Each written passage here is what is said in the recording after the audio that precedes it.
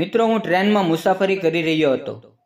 મારી સામે એક સુંદર યુવતી બેઠી હતી, જેને એક યુવક તંગ કરી રહ્યો હતો. મારાથી આ સહન ન થયું, એટલે મેં એને એક જોરદાર થપ્પડ મારી દીધી. ત્યારબાદ મારી અને એ યુવતીની સારી ઓળખાણ થઈ ગઈ. ટ્રેનના બાકીના મુસાફરો ઉતરી ગયા હતા, પરંતુ અમારી મુસાફરી હજુ ચાલુ હતી. હવે ટ્રેનમાં ફક્ત હું અને એ સુંદર યુવતી જ હતા. ટ્રેનમાંથી આવતી હવાના ઝોકાથી એના વાળ ઉડી રહ્યા હતા. હું એની તરફ જોઈ રહ્યો હતો અને એ પણ મારી તરફ જોઈ રહી હતી. નમસ્કાર મિત્રો, મારું નામ યોગેશ છે અને હું પુણેથી એક સારી કંપનીમાં નોકરી કરું છું. એક વખત ઓફિસના કામના લીધે મારે મુંબઈ જવું પડ્યું. હું ત્યાં એક દિવસ રોકાયો અને જ્યારે ઓફિસનું કામ પૂરું થયું ત્યારે બપોરના 1 વાગ્યે હું પુણે પાછો આવવા મુંબઈ રેલવે સ્ટેશન પર પહોંચી ગયો. સ્ટેશન પર ખૂબ જ ભીડ હતી. મેં પુણે જતી ટ્રેનની ટિકિટ લીધી. થોડા સમય પછી ટ્રેન આવી. હું પણ ટ્રેનમાં ચડી ગયો અને સૌભાગ્યથી મને એક સારી સીટ મળી ગઈ. એવામાં અચાનક એક સુંદર યુવતી ઝડપથી દોડીને આવી અને ટ્રેનમાં ચડી ગઈ. એ બેસવાની જગ્યા ગોતવા લાગી. હું એને જોઈ રહ્યો હતો. મારી સામેની સીટ પર ફક્ત એક જગ્યા ખાલી હતી. એ યુવતી આજુબાજુ જોઈને મારી પાસે આવી અને એ ખાલી જગ્યા જોઈ સીટ પર બેસી ગઈ. એની બાજુમાં એક યુવક પહેલેથી જ બેઠેલો હતો. મારું ધ્યાન એ વાત પર ગયું કે એ યુવક વારંવાર એ યુવતીને તાકતો હતો. એ યુવતી ખરેખર ખૂબ સુંદર હતી. એના કાળા લાંબા વાળ, નિખરાયેલો રંગ, આકર્ષણ ચહેરો. એ યુવક પણ એના સૌંદર્યથી આકર્ષિત થયો હોય એમ લાગતું હતું કે એ જાણી જોઈને એની નજીક સરકીને બેસવાની કોશિશ કરી રહ્યો હતો. વારંવાર એના હાથને સ્પર્શ કરવાનો પ્રયત્ન કરી રહ્યો હતો. હું આ બધું ખૂબ બારીકાઈથી જોઈ રહ્યો હતો. એ યુવતી એ યુવકથી થોડી દૂર બેસવાની કોશિશ કરી રહી હતી, પરંતુ ટ્રેનમાં ભીડ એટલી હતી કે એ શક્ય નહોતું. એને 1-2 વખત એ યુવકને કહ્યું, થોડુંક સાઈડમાં બેસો, મારી સાથે ચીપકીને ન બેસો. પણ છતાં એ યુવક એની વાતની અવગણના કરતો રહ્યો. એ યુવતીનો હાથ એના પગ પર હતો અને એ યુવક વારંવાર એના હાથ પર પોતાનો હાથ મૂકી રહ્યો હતો. એકવાર એ યુવતીએ એનો હાથ દૂર કર્યો, પણ છતાં એ યુવક વારંવાર એ જ કરી રહ્યો હતો. છેલ્લે એ યુવતીએ થોડો ઊંચા અવાજે કહ્યું. આસપાસમાં કેટલાય લોકો એની તરફ જોઈ રહ્યા, પણ કોઈએ પ્રતિક્રિયા આપી નહીં. મને ખૂબ ગુસ્સો આવી ગયો. એટલી ભીડ હોવા છતાં કોઈ પણ એ યુવતીના સપોર્ટમાં કંઈ બોલતું નહોતું. હું તરત ઊભો થઈ ગયો અને એ યુવકને એક જોરદાર થપ્પડ મારી. એ યુવક મારી તરફ ગુસ્સાથી જોવા લાગ્યો. મેં એને કહ્યું, શરમ નથી આવતી તને? હું કેટલી વારથી જોઈ રહ્યો છું કે તું એના હાથ પર હાથ મૂકી રહ્યો છો. એણે તને 2-3 વાર કહ્યું કે દૂર બેસ, છતાં તું માનતો નથી. આ પછી બાકીના લોકો પણ એ યુવકને ધિક્કારવા લાગ્યા. બાજુમાં બેઠેલા એક વૃદ્ધ બોલ્યા, તું ઊભો થા, હું ત્યાં બેસીશ. ત્યારબાદ એ યુવક ઊભો થઈ ગયો અને વૃદ્ધ એના સ્થાને બેસી ગયા. એ યુવક જઈને બીજી સીટ પર બેઠો. હવે એની આંખો નીચે ઝૂકેલી હતી. મારા થપ્પડ મારવાથી અને એનું સમર્થન કરવાથી એ યુવતી મારી તરફ જોતી રહી. એને મારી તરફ જોઈને એક હલકી સ્મિત આપી અને કહ્યું, થેન્ક યુ. મેં પણ એને સ્મિત આપ્યું.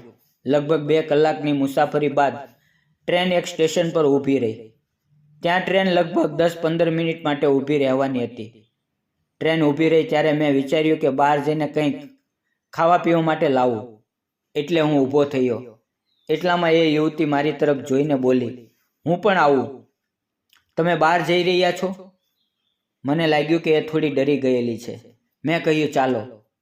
અને એ છોકરી મારી પાછો આવી. હું ટ્રેનમાંથી બહાર નીકળ્યો. બહાર એક વડાપાઉંની લારી હતી. મેં ત્યાંથી 2 વડાપાઉં પેક કરાવ્યા અને એને પૂછ્યું, તમે શું લેશો? સામે એક જામફળ વેચનાર ઊભો હતો. એણે કહ્યું, હું અમૃત લઈ લઉં છું. હું પણ એની સાથે ગયો અને એને જામફળ લઈ આપ્યા. એ પૈસા આપવાનો પ્રયાસ કરતી હતી, પણ મેં એને પૈસા આપવા દીધા નહીં. પછી અમે બંનેએ પાણીની બોટલ પણ લીધી. પછી અમે બંને ફરી ટ્રેનમાં આવીને બેસી ગયા. હું જે વડાપાઉં લાવ્યો હતો તેમાંથી એક મેં તેને આપ્યું. એણે પહેલાં કહ્યું મારે નથી જોતું, પણ મેં એને એક વડાપાઉં આપ્યું. મેં એને પૂછ્યું તમારું નામ શું છે? એણે કહ્યું મારું નામ કાંચન છે. મેં પૂછ્યું ક્યાં જઈ રહ્યા છો? એણે જવાબ આપ્યો હું પુણેમાં રહું છું. મુંબઈ માસીના ઘરે થોડા દિવસ માટે આવી હતી. પછી એણે મને પૂછ્યું તમારું નામ શું છે? મેં કહ્યું મારું નામ યોગેશ છે. એ બોલી શું કરો છો? મેં કહ્યું હું પણ પુણેમાં જ રહું છું. હવે ત્યાં જ જઈ રહ્યો છું અને એક કંપનીમાં નોકરી કરું છું. અહીં થોડા દિવસની ટ્રેનિંગ માટે આવ્યો હતો. આ રીતે અમારી બંને વચ્ચે થોડી વાતચીત થઈ. જેમ જેમ ટ્રેન પુણેની નજીક આવતી ગઈ એમ ટ્રેનમાં ભીડ ઓછી થતી ગઈ. જ્યાં અમે બેઠા હતા ત્યાં બધા મુસાફરો ઉતરી ગયા અને હવે ફક્ત અમે બંને ત્યાં બેઠા હતા. બારી પાસેની બંને સીટ ખાલી થઈ ગઈ હતી, એટલે અમે બંને બારી પાસે જઈને બેઠા. હવે અમે સામે સામે હતા. એ બારીમાંથી બહાર જોઈ રહી હતી અને હું એની તરફ જોઈ રહ્યો હતો. હવામાં એના વાવ ઉડી રહ્યા હતા અને એ ખૂબ જ સુંદર લાગી રહી હતી. એ પણ મને છુપાયેલી નજરોથી જોઈ રહી હતી. થોડા સમય એણે એ ચાંફો કાઢ્યા જેમાં પહેલેથી જ મસાલો અને મીઠું લગાવેલું હતું. એણે જામફળના 2 ટુકડા કર્યા અને એક મારી તરફ આપ્યો. પછી અમે બંને એકબીજાની નજરમાં નજર નાખતા જામફળ ખાવા લાગ્યા. મને લાગવા લાગ્યું કે કદાચ એ હજી સુધી પરિણીત નથી. એ છોકરી મને ખૂબ જ ગમવા લાગી હતી. થોડા સમયમાં પુણે સ્ટેશન આવી ગયું. અમે બંને ટ્રેનમાંથી ઉતરી ગયા. હવે અમે બંને એકબીજાથી વિખૂટા થવાના હતા. ત્યારે એ છોકરી બોલી હું તમારી ખૂબ આભારી છું. તમે મને એ છોકરાથી બચાવી. શું મને તમારો નંબર આપશો? મેં પૂછ્યું શા માટે નંબર જોઈએ છે? તો એણે કહ્યું કંઈ નહીં, એમ જ ક્યારેક વાત કરવા. મેં કહ્યું બરાબર, અને મેં મારો નંબર આપી દીધો. પછી હું મારા ઘરે આવી ગયો. 2-3 દિવસ સુધી હું મારા કામ પર જતો રહ્યો, પણ કામમાં મન નહોતું લાગતું. વારંવાર એ છોકરી યાદ આવતી રહી. મારી પાસે એનો નંબર નહોતો, પણ એણે હજી સુધી કોઈ કોલ કે મેસેજ નહોતો કર્યો. હવે 2-3 દિવસ વીતી ગયા. એક સાંજે હું ભોજન કરીને મોબાઈલ પર ફિલ્મ જોઈ રહ્યો હતો. એટલામાં અચાનક વોટ્સઅપ પર એક મેસેજ આવ્યો, હાય. મેં જોયું તો એ અજાણ્યા નંબરનો હતો. મેં પણ જવાબમાં હાય લખ્યું. પછી ત્યાંથી મેસેજ આવ્યો, હું કાંચન બોલી રહી છું. ત્યારે મેં લખ્યું, મને લાગ્યું કે તું મને ભૂલી ગઈ. ત્યાંથી સ્માઇલ આવ્યું અને મેં પણ સ્માઇલ મોકલ્યું. આ રીતે અમારા બંને વચ્ચે ચેટિંગ શરૂ થઈ ગઈ. પછી ફોન પર વાતો પણ થવા લાગી. ધીમે ધીમે અમારા વચ્ચે એક સુંદર સંબંધ બની ગયો. એક અલગ પ્રકારનું આકર્ષણ, એક અલગ નિકટતા. એક દિવસ વાતચીત દરમિયાન મેં એને કહ્યું ચાલ ક્યાંક બહાર મળીએ. પછી અમે નક્કી કર્યું કે અમે બંને એક હોટલમાં મળીશું. સમય પર અમે બંને હોટલમાં મળ્યા. અમે બંને ખૂબ ખુશ હતા, જાણે કે એકબીજામાં ખોવાઈ ગયા હોય. અમે કોલ્ડ કોફી લીધી, પણ એ એક કપમાં જાણે અમારો આખો પ્રેમ ભળી ગયો હોય. હવે અમારા વચ્ચેનો વ્યવહાર થોડો જુદો થઈ ગયો હતો. અમે બંને એકબીજાને ઊંડે સુધી જોઈ રહ્યા હતા. વાતચીતમાં અમે એકબીજાનો હાથ પકડી લીધો હતો. એ સ્પર્શમાં એક વિશ્વાસ હતો, એક પોતાનાપણું હતું અને એક મીઠી શાંતિ હતી. એક ક્ષણે અમારી વચ્ચે એક સુંદર પ્રેમ જન્મી ગયો. મેં એને કહ્યું અહીંયા નજીકમાં મારો એક રૂમ છે, ચાલ તને બતાવું. અને કંઈ બોલ્યા વગર એ તૈયાર થઈ ગઈ. અમે મારા ઘરે ગયા. મારું ઘર ખૂબ સુંદર અને આરામદાયક હતું, જાણે શાંત અને સુખદ જીવન હોય એવું. એને મારું ઘર બહુ ગમ્યું. મેં એને ઘરના બધા રૂમ બતાવ્યા અને પછી અમે એક રૂમમાં બેસીને વાતો કરવા લાગ્યા. મેં એની તરફ જોઈને કહ્યું, કાંચન, તું ખૂબ સુંદર છો. તારી વાતો, તારો સ્વભાવ, તારી સાથે બેસવું, આ બધું મને પાગલ બનાવી દે છે. જ્યારથી તું મારી જિંદગીમાં આવી છો બધું બદલાઈ ગયું છે. તારા વગર બધું અધૂરું લાગે છે. હું તને દિલથી પ્રેમ કરું છું અને તારી સાથે લગ્ન કરવા માંગુ છું. એ મારી તરફ મીઠું સ્મિત કરી જોઈ અને બોલી, જ્યારથી તમે મને ટ્રેનમાં એ છોકરાથી બચાવી ત્યારથી જ હું તમારા માટે ફિદા થઈ ગઈ હતી. ત્યારથી જ મારા દિલમાં તમારા માટે પ્રેમ જન્મી ગયો હતો. મને પણ તમારાથી ખૂબ પ્રેમ છે. અમારી નજરો એકબીજાની સાથે ટકરાઈ અને એ પળમાં જાણે આખી દુનિયા અટકી ગઈ. મેં એનો હાથ મારા હાથમાં લીધો.